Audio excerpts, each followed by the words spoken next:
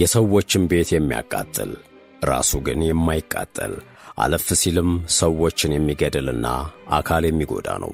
ብዙዎች በሐዘኔታ ግድግዳቸው ላይ ለጥፈውት ንብረታቸውን ያወደመ፣ በዘመናት የገነቡትን ቤት አቃጥሎ በአንድ አፍታ ቤት አልባ ከማድረግ አልፎ ሰዎች ሕይወታቸውን እንዲያጡ ያደረገ፣ በሃይማኖት አላምንም ያለን ዘመናዊ ነኝ ባይ ማኅበረሰብ ለማመን የከበደውም ይሄማ እርግማን ነው ብሎ ስለ እምነት እንዲያስብ ያደረገም ነው። የምናወራው ስለ አንድ ስዕል ነው። Picture of a small boy.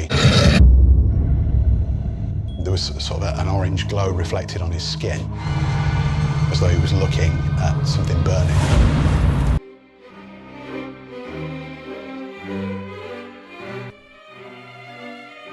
ሰላም ጤና የምንመኝላችሁ በመላው ዓለም የምትገኙ የመሿለኪያ ሚዲያ ቤተሰቦች፣ ለዛሬ በአውሮፓውያን 1980ዎቹ በእንግሊዝ ከፍተኛ መነጋገሪያ ስለነበረው እሳት የሚያስነሳውና የተረገመው ስዕል በሚል መነጋገሪያ ስለነበረው ሁላችንም በደንብ ስለምናውቀው ስለሚያለቅሰው ሕፃን ስዕል ለማመን የሚከብደውን ታሪክ እናወጋቸዋለን።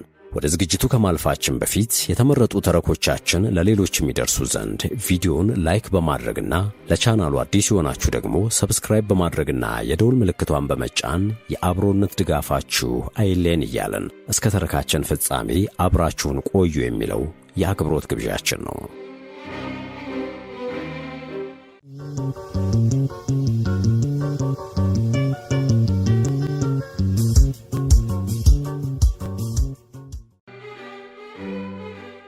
ይህ በዘጠናዎቹ መጀመሪያም ዶንት ወሪ ቢ ሃፒ ከሚል ጽሑፍ ጋር በብዙ ኢትዮጵያውያን ቤት ግድግዳ ላይ ይታይ የነበረ ስዕል ነው። ብዙዎቹም ወደውት የሆቴላቸው ግድግዳ ላይ ያስለውታል። ለሚወዱት ሰው ገዝተው ስጦታ ሰጥተዋል። ዘ ክራይንግ ቦይ የሚል ስያሜ ያለው ይህ ስዕል ከ20 በላይ አይነት ስዕሎች ሲኖሩት በሀገራችን የሚታወቀው ግን ይህ ዶንት ወሪ ቢ ሃፒ የሚል ጽሑፍ ያለበት ስዕል ነው። ሀገር እንግሊዝን በእሳት ቋያ ያነደደው ስዕል ዛሬም ድረስ እንደተፈራና ተጥሎ እንደተቀመጠ ነው። በ1980ዎቹ ማርጋሬት ታቸር የተባሉ ሴት ጠቅላይ ሚኒስትር እንግሊዝን በሚመሩ ዘመን በደቡባዊ ዮርክሻየር አንድ ቤት በእሳት ተቀጣጠለ። በቤቱ በሳሎን ውስጥ የነበሩ ዕቃዎች በሙሉ ወደ አመድነት ተቀየሩ። የቤቱ ባለቤቶች ሮን ሆልና ሜይ ሆል የተባሉ ጥንዶች ሲደርሱ ያገኙት ብቸኛ እሳት ያላቃጠለው ነገር ቢኖር የሚያለቅሰው ሕፃን ስዕል ብቻ ነው።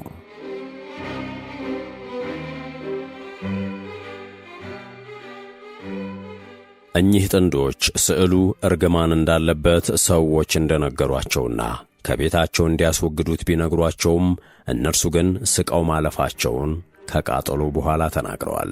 ይህ ስዕል ግን ከተቃጠለ ቤት አመድ ውስጥ ምንም ሳይሆን የወጣው ለመጀመሪያ ጊዜ አልነበረም።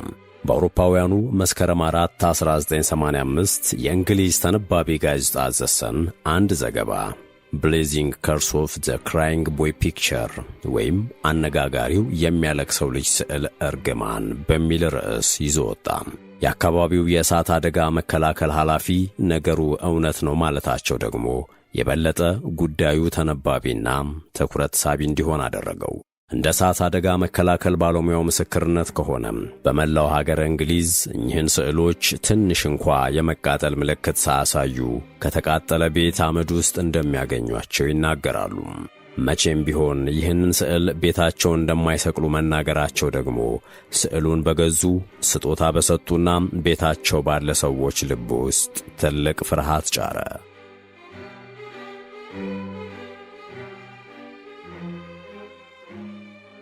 ይህ ስዕል በአውሮፓውያኑ ከ1950ዎቹ እስከ 1970ዎቹ ድረስ በስዕል መሸጫ ሱቆች የሚገኝና ለአዲስ ተጋቢዎች የሚሰጥ የተለመደ የስዕል ስጦታ ነበር።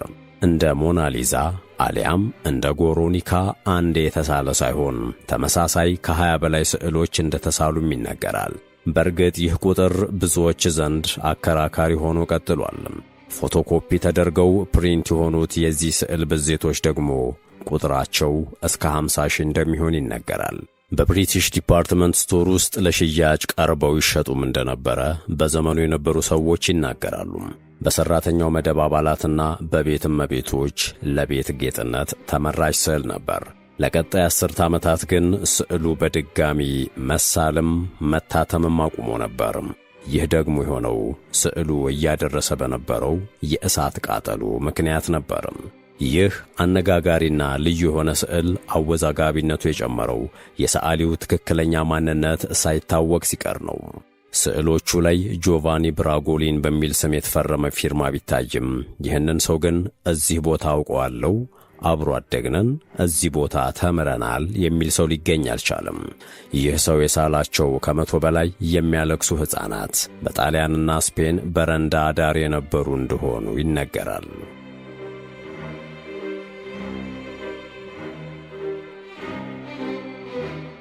ሃንትድ ሊቨርፑል የሚባልና የተለያዩ አስፈሪ ወይም ሆረር ታሪኮችን የያዘ መጽሐፍ እንደሚለው ከሆነ የስዕሎቹ ጸሐፊ ፍራንቾት ሴቬሊ የሚባል ሰዓሊ እንደሆነ ይጠቅሳል።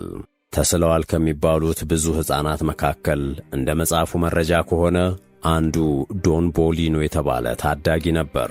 የዚህ ታዳጊ ቤተሰቦች ስፔን ውስጥ በእሳት አደጋ ይሞቱበታል። ከዚህ በኋላ ይህ ልጅ ባለፈበት ባገደመበት እሳት ዕጣ ፈንታው እሳት አደጋ መፍጠር ሆነ።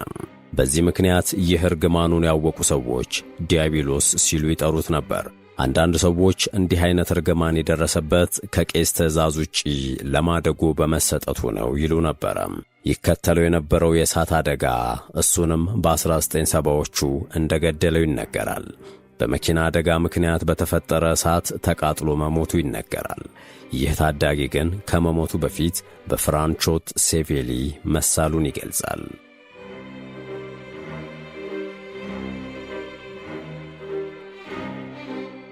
ዳቪድ ክለርክ የተባለ ጋዜጠኛ ስለ ጉዳዩ ባደረገው ጥናት ጆቫኒ ብራጎሊንና ፍራንቾት ሴቬሊ የሚባሉ ሰዓሊዎች የሚያለቅሰውን ሕፃን ስዕል ስለዋል ቢባልም ሁለቱም ስሞች በሥነ ጽሑፍ የብዕር ስም እንደሚባለው የአንድ ሰዓሊ የስዕል ስሞች ሆኖ አግኝቷቸዋል። ይህንን የተረገመ መዘዘኛ ስዕል የሳለና ከዚህ ሁሉ ቃጠሎ ጀርባ ያለው ሰው ብሩኖ አማዲዮ የተባለ ስፔናዊ ሰዓሊ ነው ሲል ጋዜጠኛው የሰዓሊውን ትክክለኛ ማንነት ይገልጻል። ሰዓሊ ብሩኖ አማዲዮም ከሁለተኛው የዓለም ጦርነት ሥልጠና በኋላ ቬኑስ ውስጥ ከ20 እስከ 30 ድረስ የሚያለቅሱ ሕፃናት ስዕልን ሰርቷል። እነኚህ ስዕሎች እስከ 1970 ድረስ በስዕል መሸጫ ሱቆችም ይታዩ ነበረ። የሚያለቅሰው ሕፃን ስዕል ሰዓሊ ብሩኖ አማዲዮ ሲሆን ከ1911 እስከ 1981 ድረስ የኖረ ሰዓሊ ነበረ። አንግሎ ብራጎሊን፣ ጆቫኒ ብራጎሊን እና ፍራንቾት ሴቬሊ በሚባሉ ስሞችም ይታወቃል። አማዲዮ የሳላቸው እነኚህ ስዕሎችም አንዳንዴ የጂፕሲ ልጆች ይባላሉ። በእርግጥ የአማዲዮ ስዕሎች ከጂፕሲ ጋር ምንም ግንኙነት ባይኖራቸውም ብዙዎች ግን ጂፕሲ ቦይ ይሏቸዋል። ጂፕሲዎች ማለት የዘር ሐረጋቸው ከወደ ህንድ የሚመዘዝና ከብዙ መቶ ዓመታት በፊት ተሰደው ወደ አውሮፓ የመጡ ዘሮች ሲሆኑ አውሮፓ ውስጥ ባላቸው የተዝረከረከ የአኗኗር ዘይቤ የሚጠሉ ናቸው። በተለያዩ ባህላዊ ልማዶቻቸውም ከቀረው የአውሮፓ ሕዝብ ተገልለው ይኖራሉ።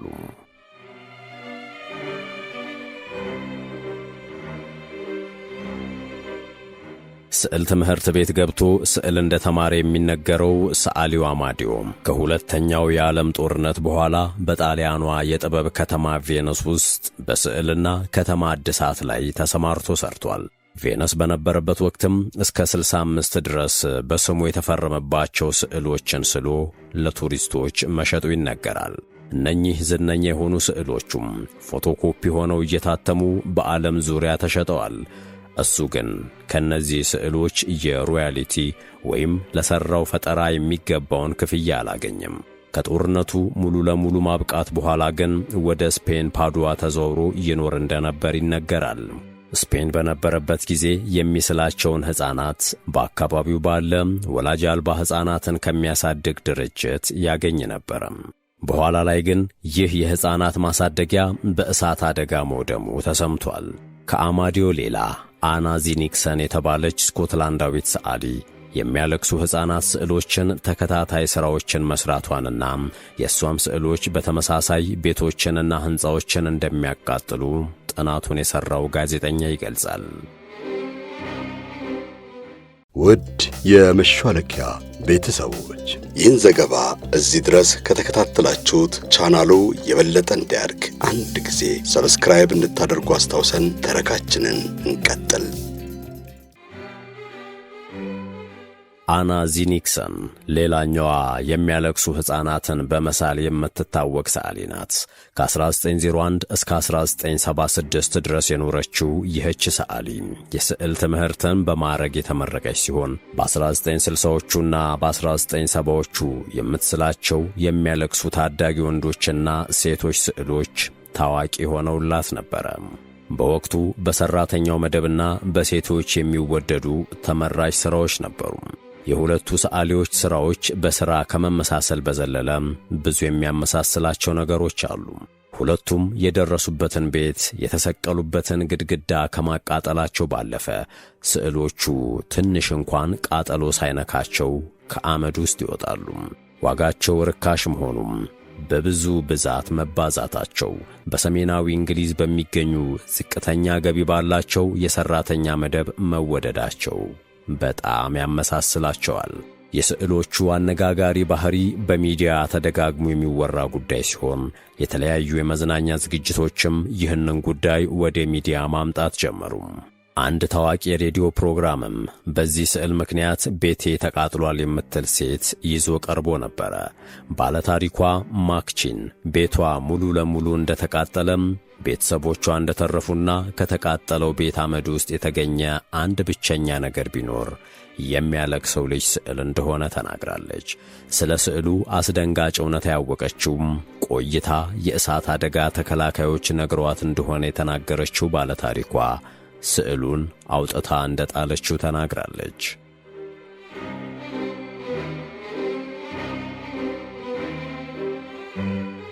በዚህ ስዕል ተነሱ የሚባሉት የእሳት አደጋዎች ከሌሎች የእሳት አደጋዎች የተለየ መንስኤ የላቸውም። እንደ ማንኛውም የእሳት አደጋ የሚነሳው በጥንቃቄ ጉድለት ነበር። ነገር ግን እሳት ውስጥ ሆኖ ሌሎች ስዕሎችና ቁሳቁሶች ተቃጥለው የስዕሉ አለመቃጠል ግራ አጋቢ ጉዳይ ነበረ። በጉዳዩ ላይ ጥናት ያደረጉ ባለሙያዎች ስዕሉን እሳት ውስጥ ሲጥሉት የሚቃጠለው ከላይ ማሰሪያ ክሩ ብቻ ነበረ። ይህም የሆነበት ምክንያት የተቀባው እሳት የሚቋቋም ቫርኒሽ ስለሆነ ነው የሚል ወይም ደግሞ የተሳለበት ቦርድ እሳት የሚቋቋም መሆኑ እንደሆነ መላምታቸውን አስቀምጠዋል። ይህ ግን በብዙ ሀገር እንግሊዝ ሰው ተቀባይነት አላገኘም። ይልቁንም እርግማን ነው የሚል ድምዳሜ ላይ ተደረሰ እንጂ። ታሪኳን በወቅቱ ለዘሰን የተናገረች ሚቻም የምትባል የእንግሊዝ ነዋሪ ሆነች እንደምትለው ስዕሉን ከገዛች 6 ወራት በኋላ ቤቷ እንደተቃጠለና ግድግዳ ላይ የነበሩት ሁሉም ስዕሎች ተቃጥለው አመድ ሲሆኑ ይህ ስዕል ብቻ ሳይቃጠል መትረፉን ተናግራለች። ሳንድራ ካስክ የተባለች የሰሜን ዮርክሻየር ነዋሪ ደግሞ እሷ እህቷና የባለቤቷ እህት ይህንን ስዕል ከገዙ በኋላ የእሳት አደጋ እንዳጋጠማቸው ተናግራለች። ሌላ እዚያው እንግሊዝ ውስጥ ኖቲንግሃም ውስጥ ያለ ዘመዳቸው በዚህ ስዕል ምክንያት ቤታቸው ተቃጥሎም ቤት አልባ መሆኑን ትናገራለች። በአንድ ዝምድና ውስጥ የሚገኙ 4 ቤተሰቦች በዚህ ስዕል ምክንያት ቤታቸው ተቃጥሎባቸዋል። ብሬን ፓርክስ የተባለች የ3 ልጆች እናትም እንደምትለው ቤቷ በተነሳ የእሳት ቃጠሎ ምክንያት የመተንፈስ ችግር አጋጥሟት ሆስፒታል ቆይታ ስትወጣ ስዕሉን እንደጣለችው ተናግራለች። በእሳት ቃጠሎ ከጠቆረው ግድግዳ ላይ ብዙ ስዕሎች ተቃጥለው ሲወድቁ የሚያለቅሰው ሕፃን ስዕል ግን በቃጠሎ የጠቆረው ግድግዳ ላይ ምንም ሳይሆን እንዳገኘችው ትናገራለች። ሌላኛው ባለታሪክ ደግሞ ስዕሉ ቤቷ ግድግዳ ላይ ከሰቀለችው በኋላ በራሱ ከቦታ ቦታ ቀይሮ መመልከቷን የተናገረች ሲሆን ሌላ ባለታሪክ ደግሞ ይህንን ስዕል ከገዛች በኋላ የ11 ዓመት ልጇ ላይ አደጋ እንደደረሰበት ተናግራለች። በአውሮፓውያኑ 1959 ይህንን ስዕል ገዝቼ ቤቴ ሰቀልኩ የምትል አንዲት እናት ደግሞ ስዕሉ ነፍሰ በላ ነው ብላለች። ስዕሉ ቤቴ ከገባ በኋላ ባሌና 3 ልጆቼ ሞተዋል ስትል 4 ቤተሰብ በስዕሉ ምክንያት እንዳጣች ትናገራለች።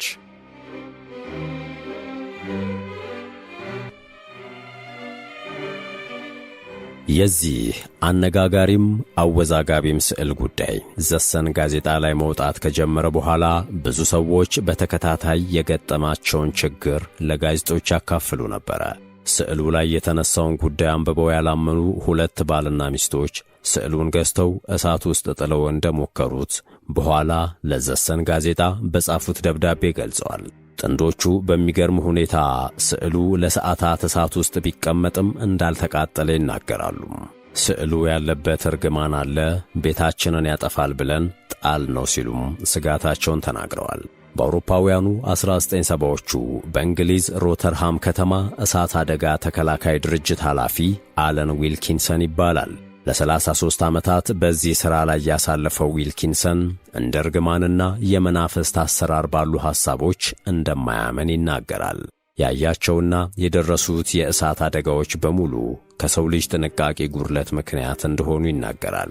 የእሳት አደጋ ተከላካይ ሆኖ በሠራባቸው ዓመታት ግን ከተቃጠሉ ቤቶች አመድ ውስጥ ከ50 ጊዜ በላይ ይህንን ስዕል እንዳገኘ ይናገራል። ስዕሎቹ እንደ ገሃነም እሳት ከሚንቀለቀል እሳት ውስጥ ምንም ሳይቃጠሉ እንዴት እንደሚተርፉ ግን መልስ የለኝም ይላል። በቀጣይ የተሰሙት አደጋዎች ደግሞ ሴቷ ሰዓሊ አና የሳለቻቸው ስዕሎች ናቸው። ስዕሏ ተሰቅሎበት የነበረው የሮተርሃም ከተማ ካውንስል ቢሮ ሙሉ በሙሉ መውደሙን ተከትሎም ድጋሚ ከፍተኛ የሕዝብ መደናገጥ ተፈጠረ። ይህን የሰማው መንግሥታዊው የደቡብ ዮርክሻየር እሳት አደጋ መከላከል መግለጫ ወጣ። አንደኛው እየደረሱ ያሉ አደጋዎች የሚከሰቱት ከጥንቃቄ ጉድለት እንደሆነ እንጂ ከስዕሉ ጋር እንደማይገናኝ ተናገረ። በተጨማሪም ስዕሉ በእሳት ቃጠሎ ውስጥ የማይቃጠለው በጣም ጠንካራ ከሆነ ቦርድ ስለተሠራ ነው የሚል ነበረ።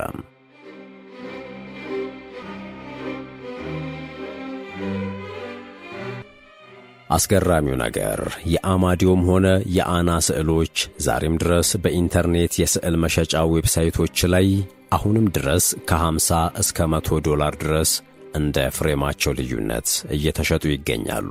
ከ1990ዎቹ በኋላ የህትመት ዜናዎች በኢንተርኔት የዜና ማሰራጫዎች መተካታቸውን ተከትሎ በመላው ዓለም ይህን ስዕል በተመለከተ የተለያዩ ጉዳዮች መነሳት ሲጀምሩ ደግሞ ጉዳዩ የእንግሊዝ ችግር ብቻ ሳይሆን የዓለምም ችግር እንደሆነ ቀስ በቀስ መሰማቱ ታወቀ።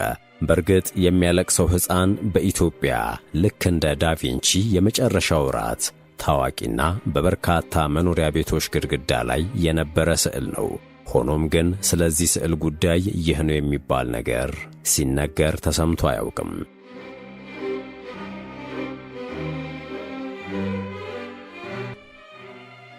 ይህ ስዕል ድሮ ወይንም አሁንም ቤታችሁ ያለ የቻናላችን ቤተሰቦች ያላችሁን ስሜት በአስተያየት መስጫ ላይ አኑሩልን። እንዲሁም ለወዳጅ ለጓደኛ፣ ለአብሮ አደግ ቪዲዮን ሼር በማድረግ የልጅነት ትውስታችሁንም ብታጋሩን ደስ ይለናል። በያላችሁበት ሰናይ ጊዜ ተመኘን።